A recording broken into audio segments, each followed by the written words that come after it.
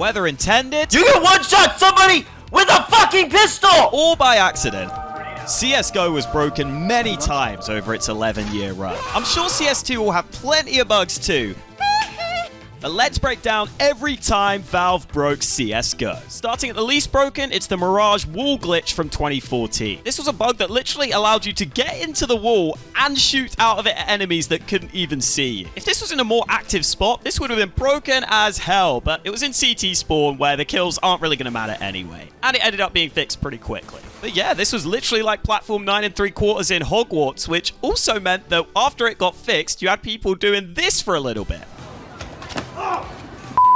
It's close! Just in-game, not in real life. We're going from least broken to most broken, so stick around because I bet you won't expect the most broken update ever. And no, it's not the R8.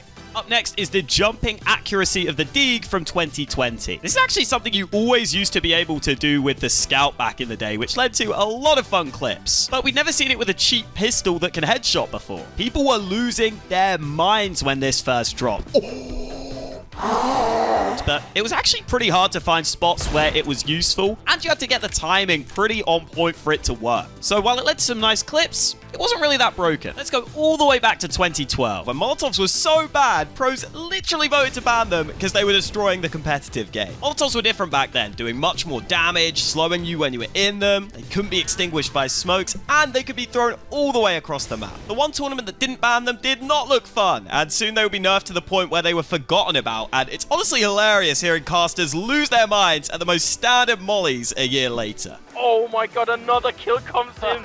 I've never seen anything like this. Going back to 2014, Valve added these pigeons to train as a nice bit of decoration without realizing they could actually be stepped on and used to get up and above the map. This allowed you to get to spots you would never normally be able to get to and you would never normally look at. So it was basically free kills once you got up here. It did end up getting patched pretty quickly, and the pigeons were put in a place where you can't step on them anymore, but fun fact, there's still this sign on train, which when translated says, "Don't step on the birds," as a reminder of this incident. Speaking of stepping on, back in 2015, if a teammate stepped on your head and you spam jump as fast as you could, you would actually sink into the ground and enemies wouldn't be able to see your player model, even though you could still see them and shoot them over the top of cover.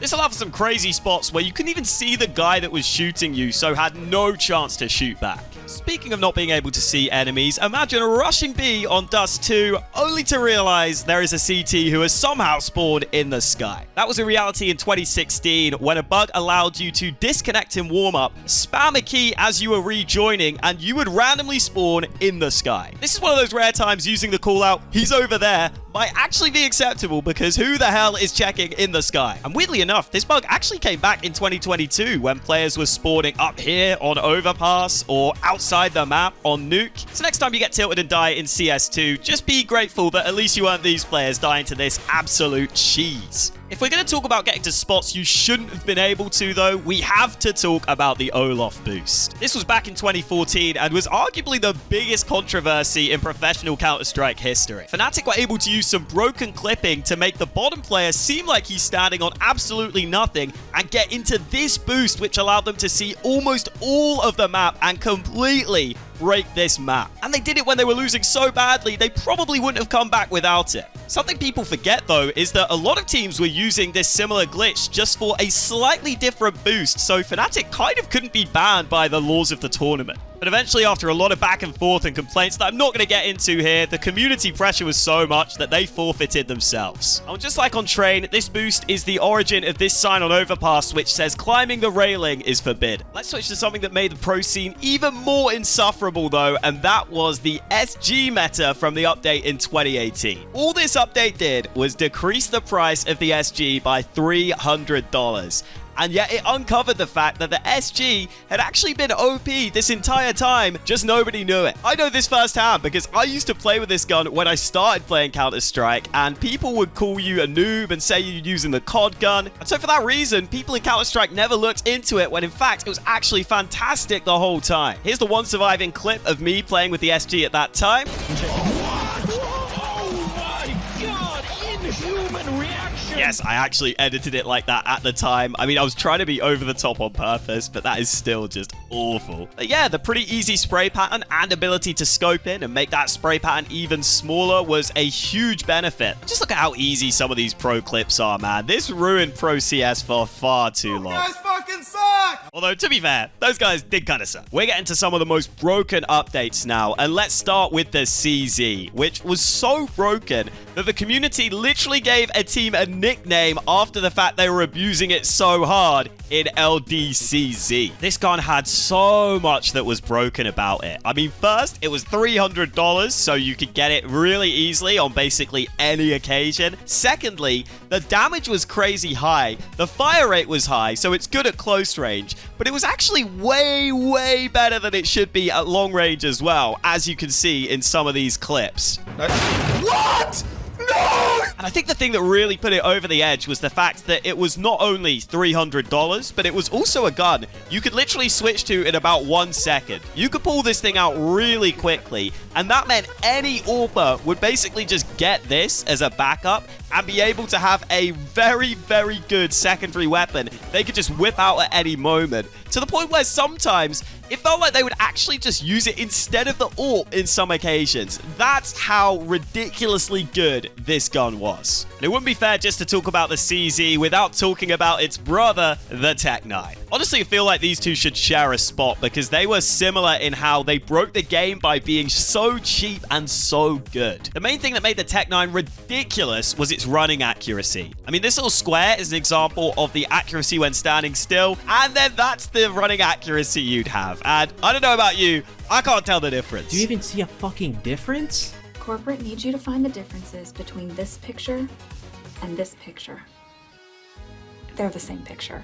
And again, just like the CZ, it was surprisingly good at long range. It was obviously good at close range because, again, it could be spammed pretty damn quickly. And to be honest, I think the only reason these weren't abused harder is because people weren't anywhere near as good at the game back then. Because if this was around now in the pro scene, you would just have force buys with these all the damn time. The broken pistols wouldn't be complete without the R8 revolver, though. For me, this one is most iconic and takes the cake because I don't think anyone was asking for Valve to bring a new gun into the game, and they certainly weren't asking for a gun to be brought in the game that was this ridiculously good. I think in reality, this one wasn't as broken as the Tech-9 or CZ. It's just more iconic because left-click firing with this is a little awkward. You have to ramp it up, and that is pretty uncomfortable. But at the same time, you also have the right-click fire to be able to spam, and I don't think this would have been as broken in Pro CS, but some of the clips you could get with this are just crazy.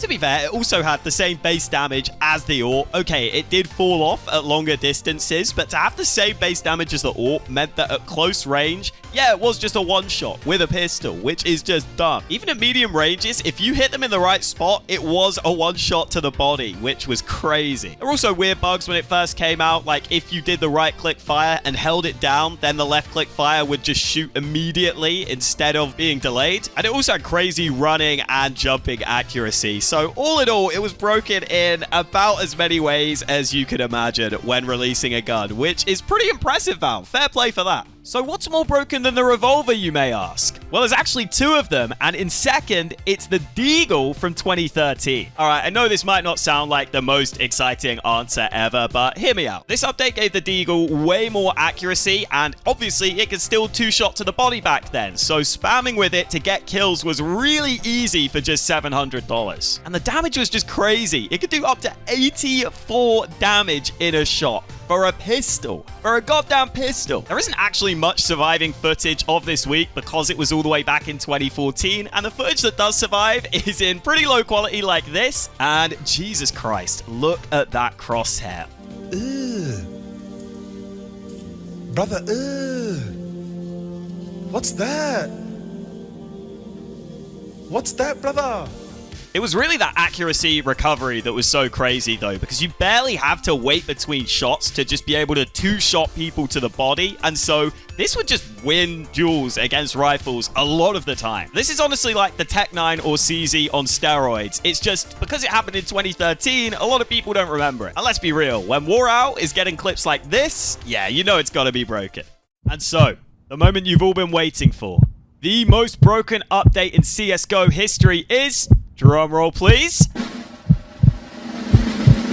the Org Week or Orgpocalypse from 2014. This update not only improved the fire rate of the Org to basically make it a laser, but it also made it easier to control the recoil when scoped in. You can see just how easy this is to delete people, even when just spraying to the body because of how fast it shoots. It almost felt like the time to kill was similar to an AWP, which is just mad. By the way, I was talking about bad crosshairs earlier. Somehow, we managed to find one that's even worse than last time. Like, do any of you at home want this crosshair? Again, did you eat a tree for here? Oh yeah, that's exactly what I thought. And yes, this lasted for about a week. Valve was not really on their updates back in the day compared to the R8, which didn't last that long. But yeah, what more is there to say? Basically, an AWP that could easily automatic fire, was very easy to control the spray of, and would just basically delete people. And to show you just how broken it was, let me leave you with a classic meme from the time. You, yeah. What's your profession? I'm a potter. Spartans! What is your profession? Now that you've seen some of the worst updates in Counter-Strike history, why not check out the worst game in Major history ever here, and also subscribe for more high-quality Counter-Strike content.